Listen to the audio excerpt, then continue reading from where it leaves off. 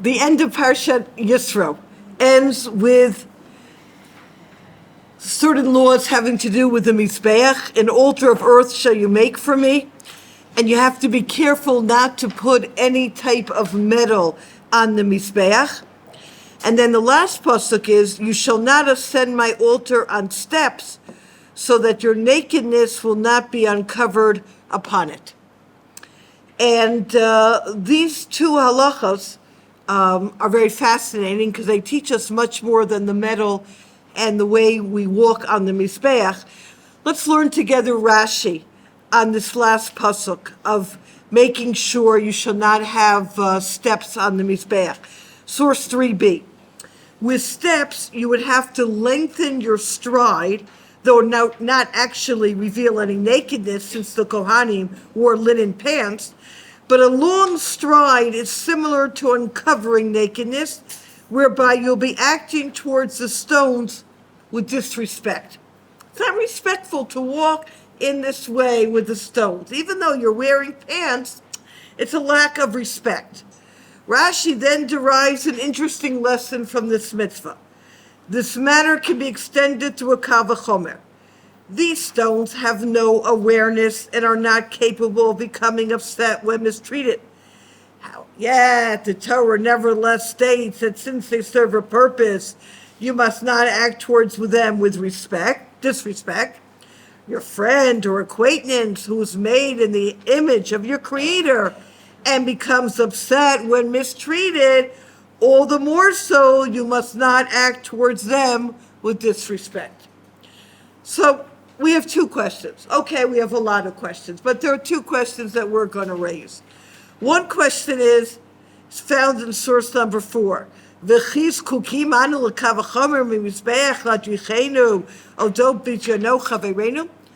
need to learn from the stones how to treat people. I mean, that seems like a little bit of a what? A stretch and a bit of a backwards way of learning. Just tell me, treat people nicely. What's this idea that I'm learning it from the stones?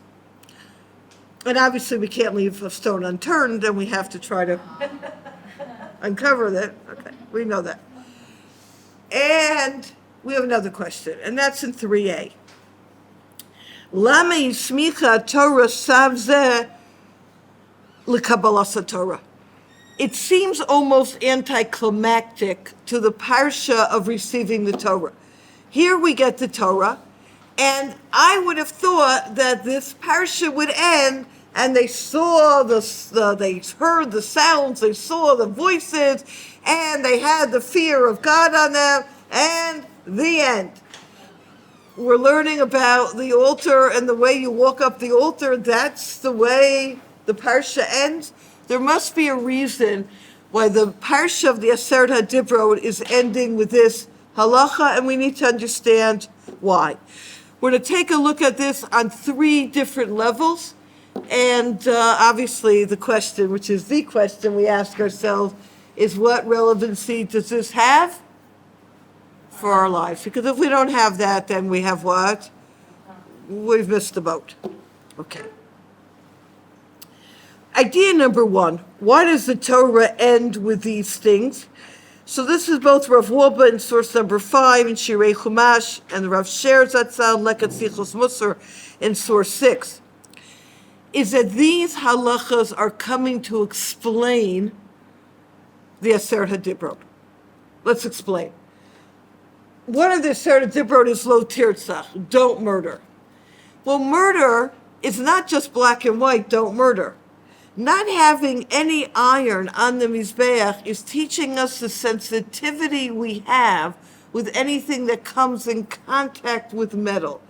And that's why it's teaching us that if you embarrass someone publicly, that's also what? That's also akin to murder. Murder isn't just black and white, pulling the plug, so to speak. Likewise, we would think, well, what does lo tinaf mean? Don't commit adultery? It's adultery. Stop.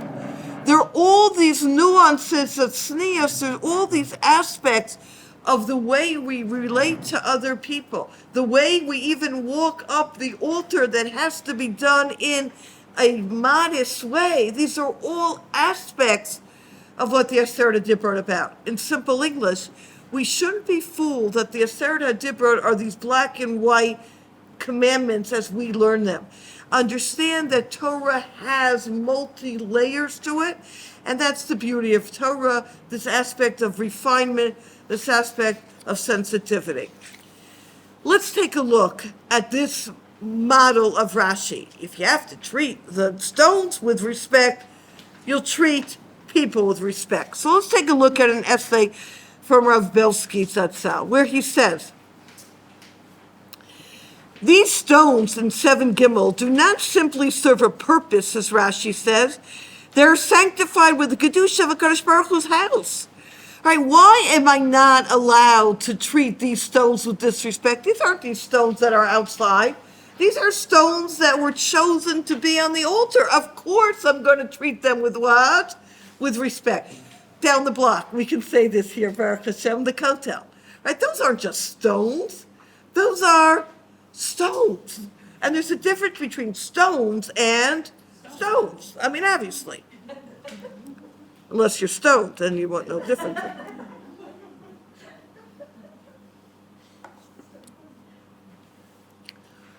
And he notes here, and this is a deep psychological insight in 8, there are many reasons why we are careful with the honor of our fellow Jews. Even though we may sometimes think that a particular person deserves our rebuke, we do not outwardly express our thoughts out of self-respect. We consider ourselves too refined, we have a sense of mercy, we don't want to cause another one emotional pain.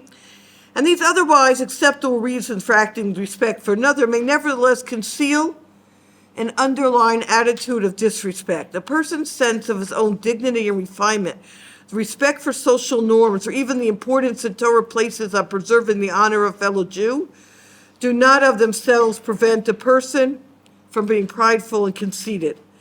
So even though on the outside you're very nice and you're very pleasant, inside you're what? You have feelings that are a little bit different. And here we come to the key of level number 1. It's a mashal. A king hires a minister to work for him. A new prime minister. Another minister who's jealous says to the king, how could you hire them? And slanders them. And here's the key. The king then says to this minister who's slandering the new prime minister, you're not speaking out against the new prime minister. You're speaking out against the king. I've appointed him. If I've appointed him, it means that I feel he is worthy. And that, my friends, is life in a nutshell. Similarly, HaKadosh Baruch Hu in 10 has chosen to honor each and every Jew. Rashi says, who b'dmus yotzrecha, it's in the image of your maker. Hashem has honored every Jew by placing him in a holy neshama, creating him b'tselem Elokim, in the image of God. Thus, one should treat his friend with respect, not because it's better for him, not because it's better for society, not to preserve his feelings, but because this person has intrinsic worth. Hashem has honored him by placing a neshama in him. In this way, even the simplest Jew is greater than the stones on the Mizbeach. You see, why am I honoring the stones on the Mizbeach? Because these stones were chosen to be where? On the Mizbeach. Right? I don't treat the stones on the street the same way. So if these stones were chosen because this is their way, this is where they were placed, understand that each and every Jew is placed in this world to do a job that no one else can do. So the stones form for me a model. By the stones, I get it. They're holy. They're in a holy place. Use that model of the stones for every single person. We say in the morning, Moda'ani lefanecha. We end Moda'ani, Rabba emunasecha. One interpretation, Hashem, great is your faith in me that I have something to accomplish today that no other human being can accomplish. Wow. That's not only how I have to look at myself, that's how I have to look at everyone else. A Jew, no matter how simple, carries the likeness of the king, double squiggly of kings, the creator of the world. This is his intrinsic value. For this reason alone, above all others, he is deserving of true honor, and not merely a false outer expression of honor which hides a heart full of contempt. And you should know, he goes on to say, that a person naturally senses the honor that is shown for him. A person knows whether you're just playing lip service in respecting another or actually what? Feeling the honor for another person. This, my friends, is level one. Level one is about recognizing the honor that we have for every single person created in the image of God. The Haras Derech, where Weisblum takes us one step further, and he says, in the bracket of 14, Mashadam makbid al bizyono. The fact that a person is careful about the way you treat them, it's not because he's, running after honor, because we're talking about treating all people this way, even the greatest tzaddikim. No. Hakbadato, double underline, al bizyono, nuvat mima, shehu b'dmut Yitro. This, my friends, is the way we are wired. We are wired with knowing that every person deserves to be honored. Brings to mind Man's Search for Meaning, Frankel's book, that we're here, that we need to feel this aspect that I'm special. I'm created in the image of God. The Balei Musar say that if a person would have their honor taken away from them, they couldn't survive. And this is exactly what they try to do in the Holocaust by making numbers instead of names of people. I once read there was a trial, experiment, I don't know what word you want to use, done at an old age home where they put outside of every person's room a large oak, like a oak tag, board, with a picture of them as a youngster and everything that they've accomplished in their life. So instead of looking at them as craggy old Selma, who's driving us crazy, who doesn't want to take her pills, I look at what? Wow. This was a very special woman, and is a very special woman. And it is a special place. And then your whole vision of that person, what? Shifts. We are so quick to judge. We size up a person, right? You never have a second chance to make a first impression, right? We're so quick to size up a person, but we forget that barometer number one is this person is created in the image of God. And if God created them, they have a purpose in this world, and I need to recognize that. And for that reason alone, even if they do nothing, I need to treat them with respect. That's the essence of what Yiddishkeit is about. And that's why the Birkas Mordechai, Rav Rashi in 16 in the arrow, Lilamdecha, to teach you kavod mahu. Rashi is teaching us what kavod is about. Ulilamdecha, to teach you kishelo noagim be'emet midah nechonal so kavod hares bizayon. The language Rashi uses is, you should be careful about the bizayon, the disgrace of your friend. If you don't treat somebody with respect, that's treating them with disdain. It's not just a lack of respect. L'lamdecha ki chavercha u'kav v'chomer memizbeach. Alecha l'mod adam yisrael mihu mahu u'bazeu ha'kav v'chomer. What am I learning the kav v'chomer from? From a mizbeach, from an altar, from one of the holiest objects in this world, to teach you that every human being is what? Holy. You're right, from the stones itself, you can argue, but the stones are part of the Mizbeach. This was the place where everyone came close to the Ribono Shel Olam. This was the place of connection. And this is to teach us the importance of every single person. U'lelamdecha, to teach us, ki chavercha yesh bo tzorech yoter b'mizbeach. Your friend has more of a reason, more of a purpose, more of a of what to give in this world than the Mizbeach. And this is our job. Our job is to be able to treat our friend in this way. It's interesting, Reb Yerucham, Reb Mordechai Schwab quotes this in 17, speaks about, according to this, who can calculate the severity of embarrassing another human being? If the Torah warns us to treat respectfully an inanimate object having no concept of disgrace, how many warnings are there for shaming of a human being? We're not discussing a Jew even, but a simple Gentile farmer. When Rashi says a person created b'dmut yotzrecha, we're not even talking about a Jew yet. You have to treat every human being. Now, you're right. I will say this parenthetically. There are certain people who have destroyed their what? Their Tselem Elokim, and those people do not deserve to be treated. I don't need to be any more what? Specific. We're living it.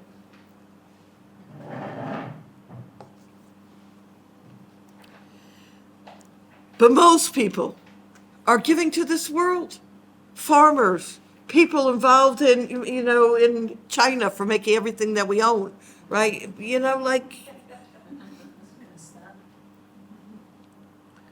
And imagine even more so if this is true for the Chinamen, for a Yid, for those who are created in the image of God.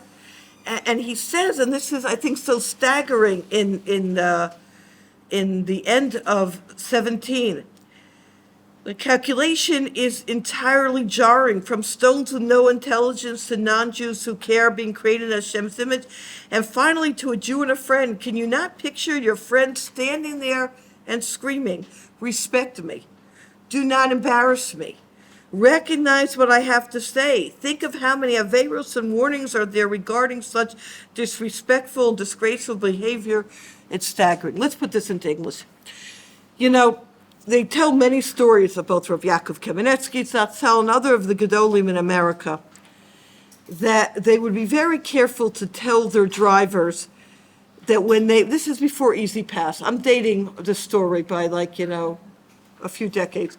When they would go to a toll booth, they would say, go to a person and not, remember the buckets? You place a quarter in them, yeah? And not to a bucket. But we'll get out of here much faster. You are putting a bucket over a person, over the honor of a person. I'm not telling you about checkout at Yesh or not. That's your problem. I'm not dealing with that tonight. But you hear what they're saying here? Like a bucket? So we'll wait online. But we have an opportunity to say what? Thank you. Have a good day. Give them a bracha. And likewise, they would say, the Gedolim, that if you see a bus, and this is particularly true in Eretz Yisrael, if you see a bus, and even though you have the right of way, let the bus go first. Why? There are more people on the bus. Kavod Abrios. And again, yeah? I say thank you to the bus drivers in Israel. Good. They do not acknowledge it. They look at me as if I'm crazy. It doesn't matter. That's their problem. Your problem is to what? To say thank you. Now, I'm going to bring another example, which is even more pronounced in Eretz Yisrael, because most of the people that we're talking about are Jews. But it's true whether you're does Kmart still exist? Walmart does. Whether you're in Walmart, or Costco, it doesn't matter where you are, or in Eretz Yisrael. You're checking out, and you're on the phone. And you continue on the phone with your conversation as you check out, and you have ignored the cashier, but completely. You have treated the cashier like a what? Like the bucket. Exactly. Get off your phone. You're in front of a person created in the image of God. Treat them like what? Like a person. Treat them with respect. Smile at them. Compliment them. You have no idea of what effect that has on a person. Small things make a what? Make a big difference. You know, a story I've told many times, and I'm going to repeat it because it just came to my head. But it has nothing to do with anything except that it came to my head. So if you ask, like, what is the connection? There is none. Okay, now that we understand that. But you'll see the connection. Many years ago, living in LA, I was in the kosher store, and I saw somebody. I heard that so-and-so was moving to town, who is a Rav in LA's sister's moving to town. She looked exactly like her brother. Do you know how people look? Like, you could tell. I went over to her and I said, oh, are you so-and-so just moved to town? She says, yeah. I said, welcome. I didn't invite her for Shabbos. I didn't make her a meal. I am not a tzaddikas. All I did was what? Said, Shalom Aleichem. A few weeks later, we get a knock on our door. A Rav is standing there, and he has a bar mitzvah invitation in his hand, which was a little bit interesting. We look at the bar mitzvah invitation. I didn't know the people. I said to my husband, do you know the people? We don't know the people. So I was curious, you know, but when you teach, you get invited to. So I called the person up, trying to recognize the voice, you know, voice recognition. And my older daughter was just born. I said, you know, Mazel Tov. So I said, I bar mitzvah. I have a newborn, a month-old. Bring her. Okay. Now I was curious. I come to this bar mitzvah, very few people there, with my baby, yeah, and she's 27, so I'm telling you, I'm going back 27 years. This is how long the story is. And I don't know anyone there. I don't know what I'm doing there. And then I see the mother of the bar mitzvah boy. It was this woman who I said a shalom aleichem to. She comes over to me, she says, I want to introduce you to my mother. And she says to her mother, this is the woman who said hello to me in the store. And I'll tell you the PS to this story. I never became friends with this lady. You know, our paths crossed, like you know. 4 years later, our next door, B'chastei Hashem, was born, and we made a kiddush at LA. The Shabbos we made a kiddush, niftichu rabot shamayim. I'm talking about it rained like really rained. Now in LA, when it rains, it's like a snowstorm in New York. My best friend didn't come to the kiddush. Of course, she'd expect us to come. It's raining. Right, I get it. She shows up. I have such a karsa tov to you. What'd you say? Oh, she didn't know the rule about living in LA in the rain, yeah. What's the point of the story? I think you get the point. It's about treating people with, it's a sad story too. Of course it is. We don't comment on stories. This is like an iron rule in my teaching. It just shows you how people need to be what? Acknowledged, recognized, and just what? Interacted with. Yes, you want to comment? During the Holocaust, Yes. it was also from another, and also South America I heard it too, but this rabbi is saved by this guard. Right, who he said good morning to every day. Said good morning to him every day. That's it. That's it. And he automatically, right. One more incredible story, just like in Harnof, when there was that assault and the little boy was killed, from the bomb, in the terror attack, the synagogue in Harnof. Okay. So the street cleaners came to say to Menachem Abel, Really? because he would every day Oh. thank them, thank him. For You're talking about the Meirona stone. I don't know. There was like a terrorist attack. Yeah. Whatever, I get the point. The point is, okay, so this is the idea of being a mensch. And it's a mensch to everyone who's created in the image of what? In the image of God. So idea number one, why is it here? It's showing you that there are gradations in sensitivity. That's what the Torah is ending with. It's not black and white, just don't murder or don't commit adultery. No, there are many levels of sneos and many levels of protocol. And idea number one is that we have this like view of the Mizbeach. Of course, I'll treat this with respect. And the stones, these are the stones placed here by Hashem, like the stones of the Kota, I'll treat with respect. How much more so we have to treat who? People with respect. Because everyone is created in the image of God.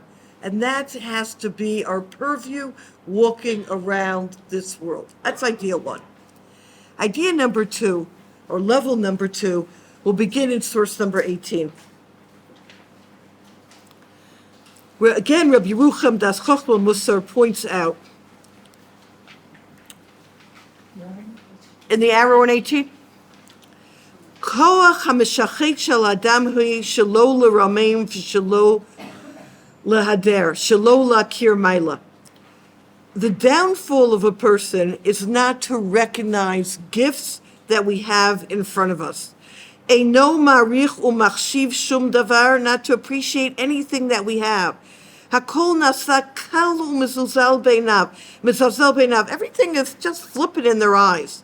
And this is really the idea of what we call leitzanos. What is leitzanos? Leitzanos, mockery, is just making fun of everything. This is really the difference between kavod, from the word kaved, that which is heavy with respect, and klala, kal, klilut, treating everything with disdain and with flippancy. And this is a real challenge, because if you want to live life, you have to have that awareness that everything in life has meaning and purpose, and not to have this view of like, what's the big deal? And we see this in the Mishnah in Pirkei Avos. This is the asterisk in 18, where the Mishnah says, Al ti baz l'chol adam v'al ti maflig l'chol davar, she'en lecha adam she'en lo sha'a ve'en lecha davar she'en lo makom. You should treat with disdain any person, and you should have this attitude toward any item, because everything that Hashem has created has a makom, has a place. It's interesting, just to add for a moment, and then we'll get back to 18 and 21. Irving Bunim, in his amazing Sefer Ethics from Sinai, said, She'en lecha davar she'en lo makom. Makom, a place, is also another name for Hashem. Good. Do not reject anything in scorn in this world. Everything that exists is within a divine system and part of a divine plan. There's no place that's devoid of him, which really fits into what we're talking about tonight, that the reason why we have to show respect to everybody is because of this makom, this godly aspect found in every person. The second level is saying that not only is there a godly aspect in every person, there's also a godly aspect in everything. We have to treat everything in our lives with this godly aspect. And we know, he continues in 16 and 17, that this was the issue with Paro. The lo shat libo, he didn't pay attention. He didn't focus on things. You know, this week is Tu B'Shvat.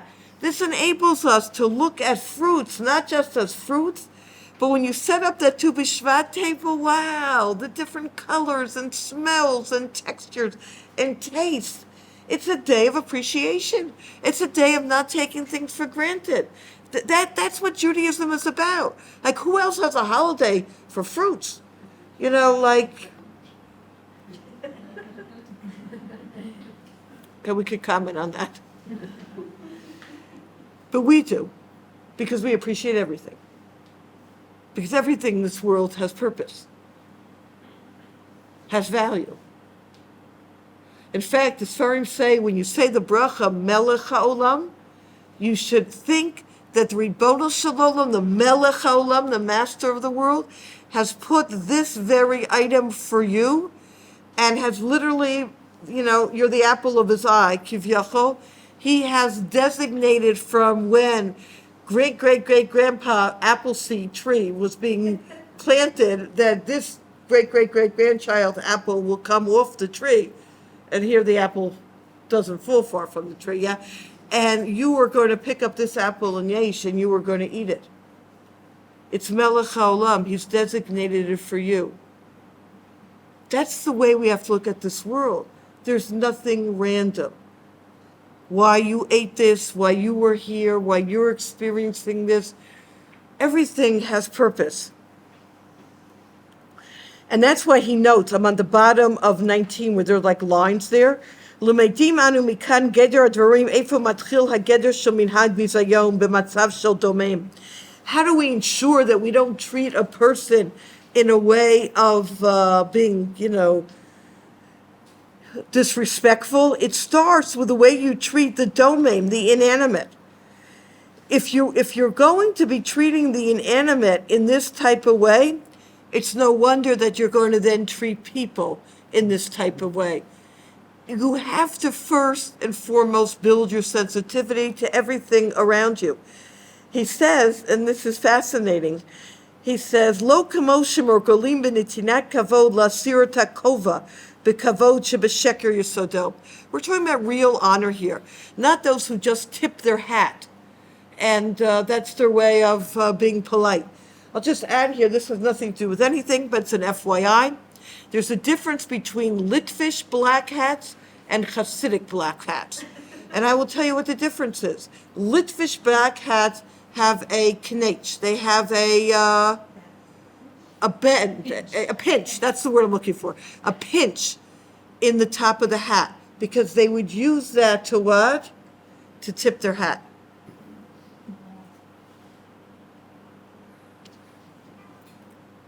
Okay? You'll think about that, what the implications are. I have no idea. I'm just sharing this with you. This is what happens when you're overtired. You start telling things that have nothing to do with anything. Yes? One time, I think it was the principal of my high school, but I'm not positive. Anytime he went on, that he couldn't use any, he couldn't give it away. Who was this? I don't want to quote, I think it was the principal of my high school, but I'm not positive, that anytime he threw away a garment that was ripped or couldn't use it anymore, he would kiss it, put it in a bag and say, thank you for the purpose that you served me, and then throw it out. Right. So here, what you're saying is just like put it in a bag, thank it, and then throw it out. Treat it with respect. That's exactly what we're talking about here. This is what Rabbi Yerucham talks about in 20. You think about how many uses there are for a simple piece of wood. What is not made of wood? Chairs to sit on, a table. Like, be able to appreciate these things. Garments. What you were just mentioning. And I will also add in 22, the Lev Eliyahu writes, it's important to return a sefer to its proper place because one must be careful with kavod sfarim to respect them properly. Some people are careful not to lean their elbows on a sefer. You're learning from it. You can't have the sfarim just what? Lying around. There's kavod sfarim. You use the sfarim. You have to what? Treat it with respect. We're going to get back to 23. So I'm leaving this paper here. Well, there are two 23s. We're doing the next 23, the Hebrew source. That's good. 23 through 24. Another example is the Meraglim. They spoke against Sichas Mordechai, the land, by speaking against the land of Israel. So what? You speak Lashon Hara against the land? No. The land has a what? Has to be treated with respect. We see this in 26 in Yaakov Avinu. He says to Yosef or Tzaddik, when he sends him out, he says, Lech ra'eh et shlom achecha, go see how your brothers are doing, and that shlom hatzon, how is the welfare of the sheep? Wow. He's asking how the sheep are? How are you, sheep? Meh. Oh, that good. Yeah. Well, they're a little sheepish to answer, but you know what to say. Pull the wool over their eyes, they're able to respond. Yeah. You have to look out for things that we benefit from. There has to be this level of concern. And this, going back to the other 23, is why we end the Parsha this way. Because bestowing honor is the fundamental tenet of the entire Torah. Why do we end the Parsha Mabed Har Sinai with this mitzvah or lav of not going up the steps, but rather using a ramp? Because it's not just about the steps and the ramp. It's about respect. And if you want to know what the bedrock of Yiddishkeit is, it's respect. It's treating all human beings with a way of respect. It's treating the land with respect. It's treating items with respect. Yes? It's also the way it comes to Mishpat. Yes, for sure. For sure. And the Eved Ivri, treating him 100%. You know, you can't, and I'm a little bit reticent to use this example because it is so emotionally charged. But I'm going to do it anyway, and I'll probably regret it. You look at this week. How could we not get the picture of those three men coming out? These are three innocent people who look like they were Holocaust survivors. That's the only way to describe it. Now, you look at the 100 or so terrorists that are being released, and they look like they've come out of what? A hotel.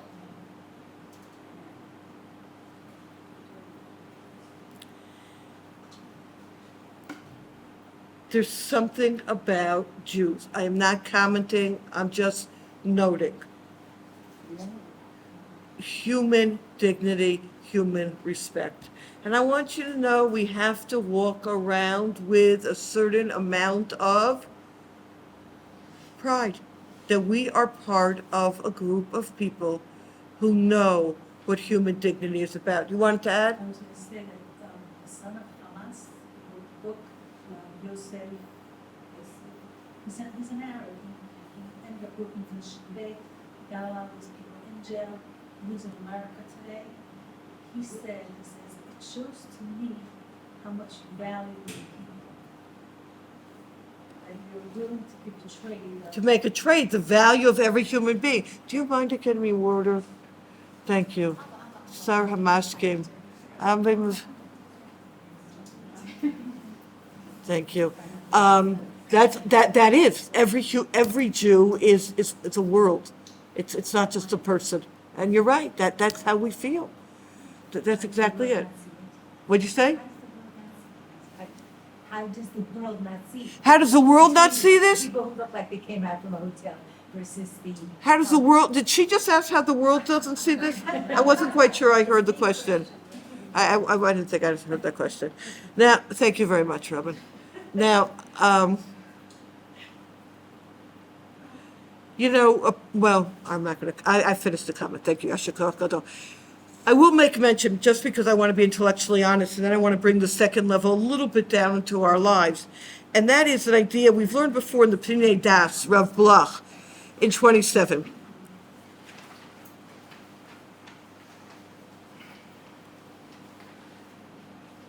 Ki kol hanivraim v'nimtzaim kan, afilu misug domeim em mitziutam hamitit kamo shenireit leinenu kan. When I look at a table or anything physical, a cup of water, it's not the way we perceive it.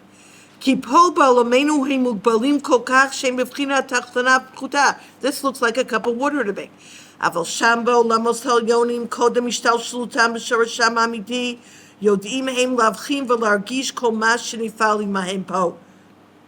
Really, if I had eyes to see where this cup is emanating from in the spiritual higher world, I would know that there is a spiritual force over this cup that experiences everything. And he 28, he reiterates this. He speaks about this as well in the stones of Yaakov Avinu around his head. How could stones be arguing? Because stones have a what? Have a personality to them. Let me put this in English. You must think I've lost it. So let me just put it in English. Somewhere in high school, I think they tried to teach me chemistry. And they taught me that everything in this physical world has atoms, electrons. Do you know what I'm talking about? Neutron, whatever they were, yeah. Those are energy fields that every object has. So scientifically, I understand that this table is not just a table. There's a lot of what? Movement going on in this table. I don't see it. We could table this discussion right now and say it's just a table, right? Having said that, what the scientists call this energy field, we do call it a table. We call it a spiritual energy. We call it a spiritual energy. So when I say, well, these stones don't feel it, to be intellectually honest, on some level, they what? They do feel it, but we don't really understand and relate to that aspect. What? Not yet. Not yet, right. I have gone into stores and say, I am buying a towel. Which towel? Please talk to me and tell.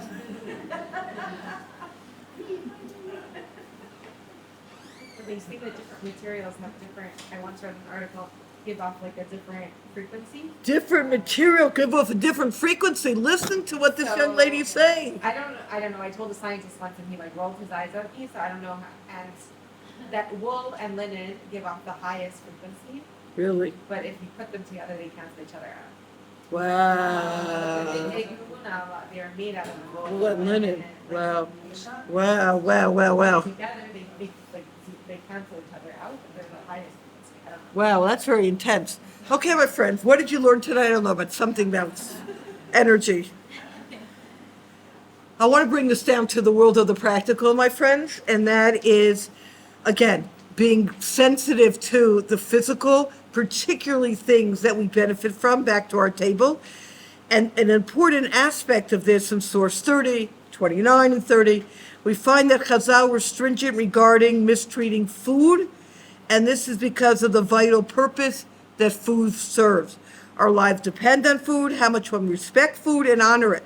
The rule is as follows: the obligation of not disrespecting something depends on the purpose that it serves. The more significant the purpose, the more all-embracing the responsibility to be careful in its respect. That's why there is a lot of Torah on not mistreating bread, because bread is the staple of our existence. People are careful with crumbs, right? Mamish to eat the crumbs, but definitely not to throw away bread. Rav Pam, 32. Rav Pam Zatzal lives in America. He wrote this in Parshat Chukat, so he's in a summer mode. We live in America where there's an abundance of food and a serious lack of appreciation for this heavenly blessing. Unfortunately, bozei ochlim, denigration of foodstuff, is quite common. It is sad to see how much food goes to waste at simchas and even in our yeshiva and camp lunchroom. And that's why a lot of communities have a system where if you make a simcha, you have who to call after the simcha that you can deliver the leftover food. Otherwise, you can't imagine how much food is.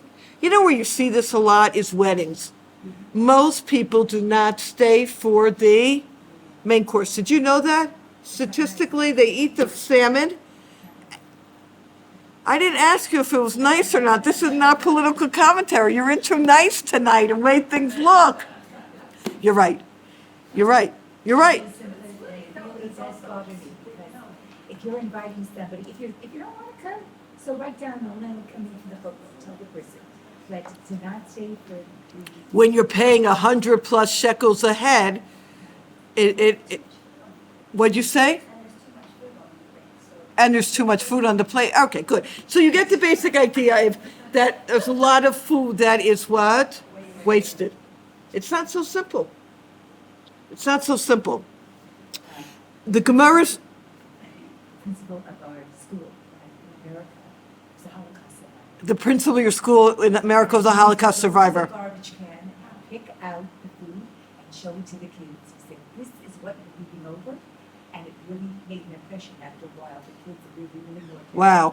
Wow. To show the kids, and he says this here, how ironic it is that this child is quite possibly a descendant of a concentration camp survivor whose very life in the dark days of the Holocaust depended on what? A crust of bread, potato peels.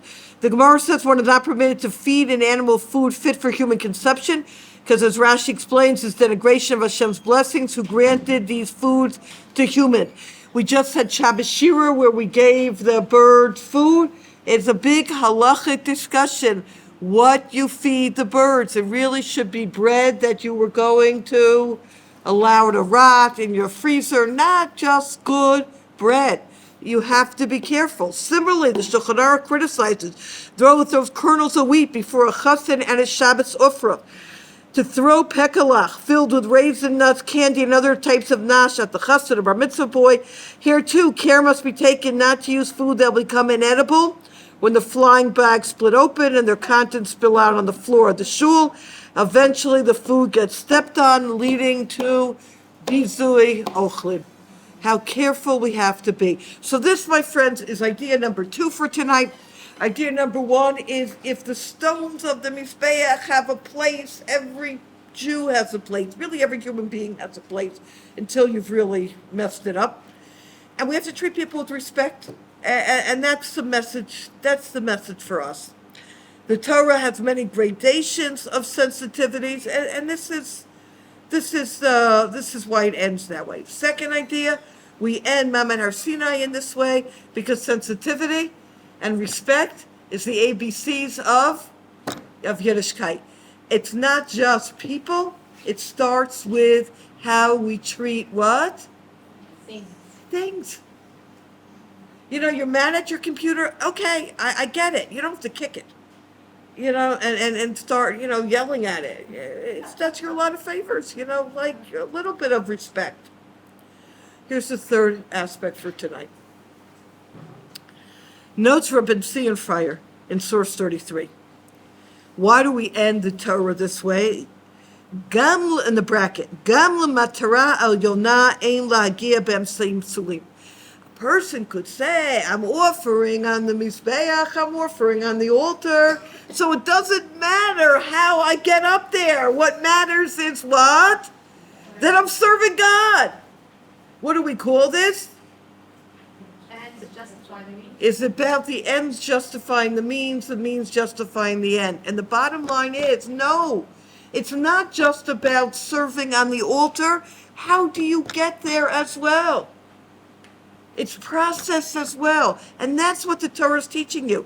Sometimes you might be so connected to your religious fervor that you step over proper behavior. Let me give you an example.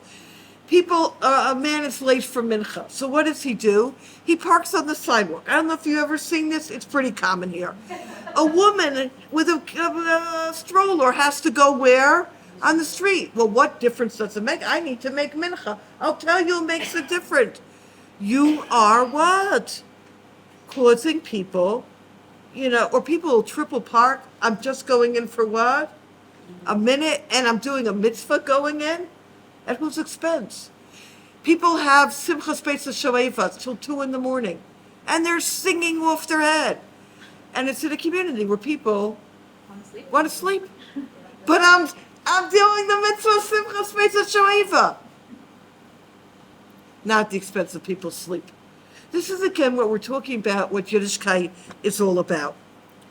And here we get now, if I have sensitivity to others, and I have sensitivity to objects, where do we now have to go? Sensitivity to? Say it. Someone said it. Ourselves. Beautiful. Let's take a look, 35. V'im adam eino ma'arichu mechabed. If a person doesn't have honor, ein nafkamina. It's not the problem. Im mitzad hasheni margishim o yodim, whether the other person feels or knows. Ki achisaron hu be'adam atzmo. You as a human being have to be somebody who's wired with this level of sensitivity. You have to be somebody who understands that you are created in the image of God, and this has to inform all the decisions that you make. Let's put this in English. You could respect others, you could respect objects, but you have zero what? Self-respect. The bottom line is, where does the respect for others come from? Where does the respect for objects come from? It has to start with yourself. It has to start with yourself. Adam ro'eh 36, again, Rav Weisblum Harasterech, et zulato mitoch matzav nafsho. We view others through the lens of our own experience. Im zachal romamut pnimit, if you have an exalted inner part, ro'ehu et haromamut shebariyah banivrim, you see greatness in everything around you. And if you look at yourself in a small, diminished way, you see that smallness and diminishment in others around you. And this is how Rav Yosef Salant in Source 40 explains our pasuk. Chazal tell us, the Gemara in Kedushin Ayin Amud Aleph, Kol posel pasul u'b'mumo posel. When you find fault in others, you're really finding fault in yourself, right? You point one finger at another, you're pointing three at yourself. We all know this idea. And that's the idea of Asher lo tegale ervatcha alav. Don't allow your nakedness to be shown on the altar. What is this about? The Torah is hinting to us as the following. When you act in a way of disdain toward the objects and toward people, that is revealing your own nakedness. That's revealing your own lowliness. That's revealing your own true character. Note that the way you treat others is really a reflection of what type of person you are. What'd you say? Projecting. You're projecting yourself 100%. And where we have to start is to walk around saying, I am created in the image of God. And therefore that must make me a person of greatness, and I have to look at the world from that perspective. I want to end with a piece from Rav Pelkovitz in Step by Step on Busha in 42. Rebbe Omer, Eze hi derech yishara shi'avar lo ha'adam, kol she'tiferet lo seha v'tiferet lo mina adam. Rebbe said, which is the right course a man should choose for himself, that which is honor to him who does it, and which also brings honor for mankind. You will note that Rebbe gives priority to the honor that evolves from man's deeds and action as it reflects upon himself. Though no one may be aware of this deed, it's far more important that a man be true to himself and sincere in his every action. We do not belittle the importance of conducting our lives so it may bring honor and esteem from others. What we must understand, however, is the external honor is secondary to the effects of our behavior upon ourselves. And he said something very powerful here. As we observe and reflect upon the standards of Jewish life today, we come to realization that far too often we model and pattern our lives, and this is in the spirit of yefet rather than of shame. We're not going to go down that alley. We are far more concerned with the effect that our actions will have upon others than the effect it will have upon our own character and personality. We do so many things for the sake of appearance and show, even when we perform deeds that can be characterized as mitzvahs, like tzedakah. We far too often formulate and effectuate our activities in these areas with an eye to public opinion and the accolade of the populace. And let's listen to this final line, because this is the key. We concentrate on form rather than on content. Veneer and facade are seemingly more important than substance. The Torah telling you how you have to walk up the Mizbeach is telling us how we have to approach the service of God. The service of God has to be approached first and foremost with each and every one of us knowing who we are, knowing what we're capable of, knowing our greatness. And that is very much in a world of sneas, a world of innerness, a world of substance, that I know and I'm connected to who and what I am. When a person is able to walk up to the altar in that way, then they're able to look at the stones in the altar in a different way. And then when they walk away from the altar, obviously metaphorically, they're able to look at every single person they come in contact with in a different way. And that's what the Torah is all about. That's what Parshat Yitro and the Aseret Dibrot is about. Yiddishkeit is not, people think Yiddishkeit is do's and don'ts. It has do's and don'ts, but you know what Yiddishkeit is all about? It's about sensitivity. It's about honor. It's about respect. And where that refining respect has to start is we have to walk around tall and prideful. And that leads us back into Tu B'Shvat, where the Pnei Menachem says, the Rebbe of Gur, that one of the characteristics of a tree is that it stands tall. One of the characteristics that we have to have is a sense of pride in ourselves. And I'll end with the following vort, and we'll call it a night, where he says, the Rebbe of Gur says, that in this week's Parsha we have the Medrash, that all the mountains were arguing who was going to get the Torah, right? Har Tavor, right? Different mountains. And Har Sinai was chosen. We learned this as 3-year-olds who still remember, because it was the most what? Humble of mountains. So ask the Rebbe of Gur, if you want to teach us humility, do me a favor, don't give the Torah on a mountain, give it in a valley. Why give it on a mountain? You want to teach me humility? Give it in a valley. And the answer is, it's no kunst to be humble in a valley. But to be a mountain and to be humble, that's greatness. That's our calling. Be a mountain, be a tree, be great, but with that sensitivity and awareness of who you are, what you are, and who everyone around you is, and what they're capable of.